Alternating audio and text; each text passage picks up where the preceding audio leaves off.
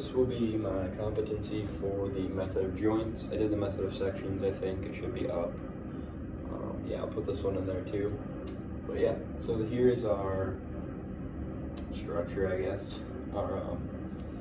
Our frame that we're dealing with here. So just have that all labeled out. Basically, I guess the way that I decided to start with this was start with joint C, just because we have this 400, so we can already we have one known. That way, we just have two unknowns, and we should be able to solve that. We just don't know CD or BC. We don't know either of these members, but we should be able to find them with two equations, two unknowns. We should be good. So I just did each joint, and then I just went to the next one, the next one. You could have done joint B to joint A, whatever. It really wouldn't have mattered. It probably would have changed. I guess it wouldn't really change the math. It just would have. Your math would have been a little different. Your positives and negatives might have been flipped. Your numbers should have been the same though. So that's yeah. But anyway, started with joint C. So we have our 400 Newton force. I just isolated the two members in the joint, because you want to look at the joint. And I guess that because this was pushing down, the BC would be pushing up this way and CD would be pushing that way to counteract that. It's not really a huge deal. You just kind of have to decide. Use an educated guess. You'll see in this one that I was actually wrong, and you just get a negative number for your force, which means it's going in the other direction. I guess I forgot to say it. The goal is to determine the forces in each member and the T and if they're in tension or compression for each of them. So there should be I think we're good. I think we have all the members. So that was good. Anyway, so yeah, joint C. So I started with summing the force. I guess I made my axis. One of the big things for method of joints is to make sure that you set your axes the way you want them. It really helps to do it along an unknown force to eliminate like the Y part of it. This one's really easy. They're just standard. Y is here, X is here. You'll see here I'll change my axes a little bit to help me just make the math a little simpler and avoid having to do a little bit more to do another equation or something.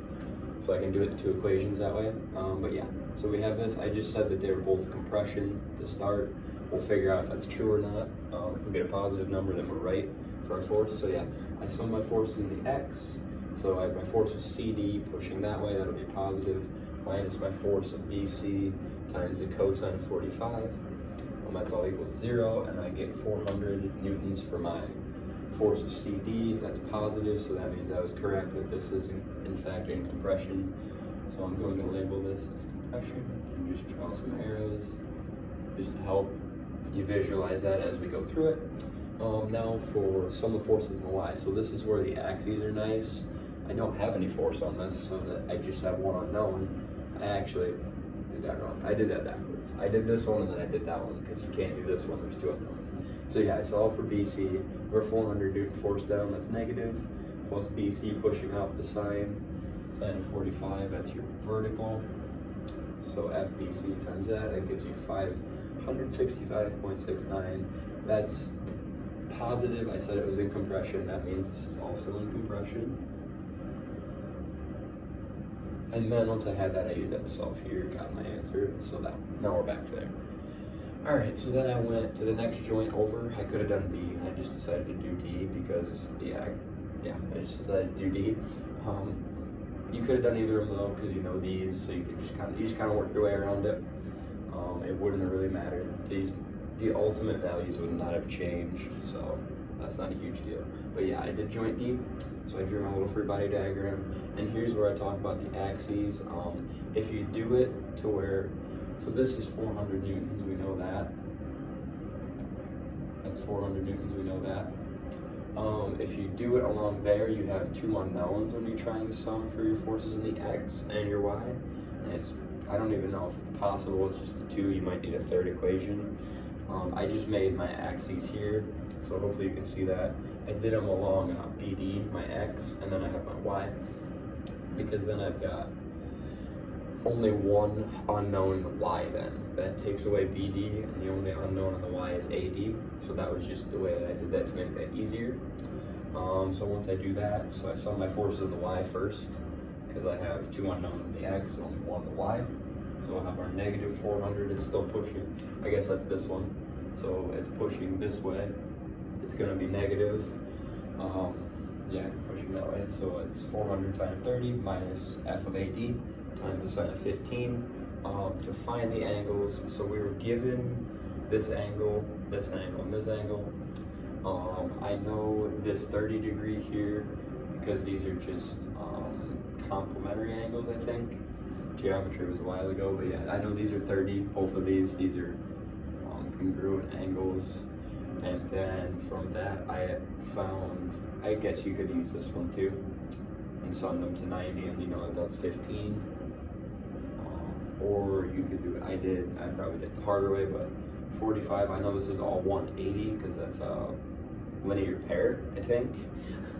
So 180 minus 45, and then I solve for the triangle, so you get 135 there, I believe. And then 135 and 30 is 165, so that makes that 115 degrees. So yeah, I had to solve for a couple angles, but that's just easy geometry.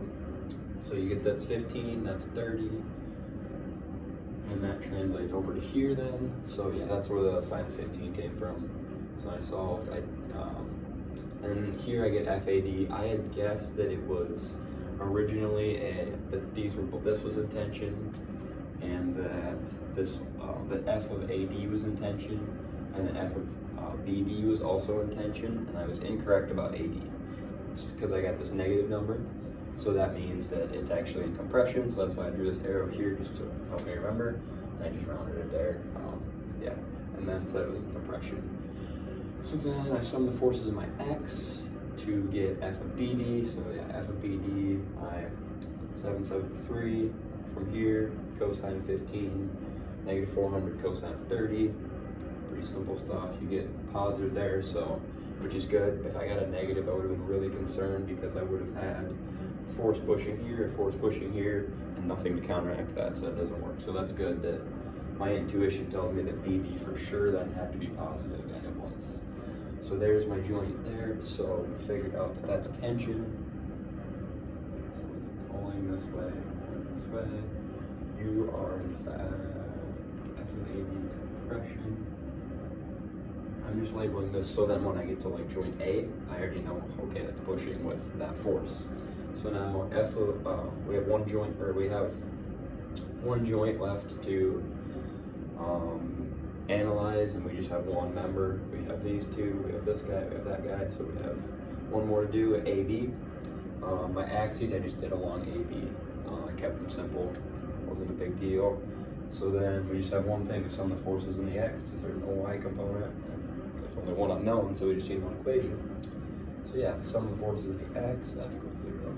I always forget that, but these will all always be equal to 0 because nothing's moving. So yeah, we have a negative AB that way, plus I actually used this a little bit more accurate value from up here instead of the rounded value that I put here, just to make it a little more accurate.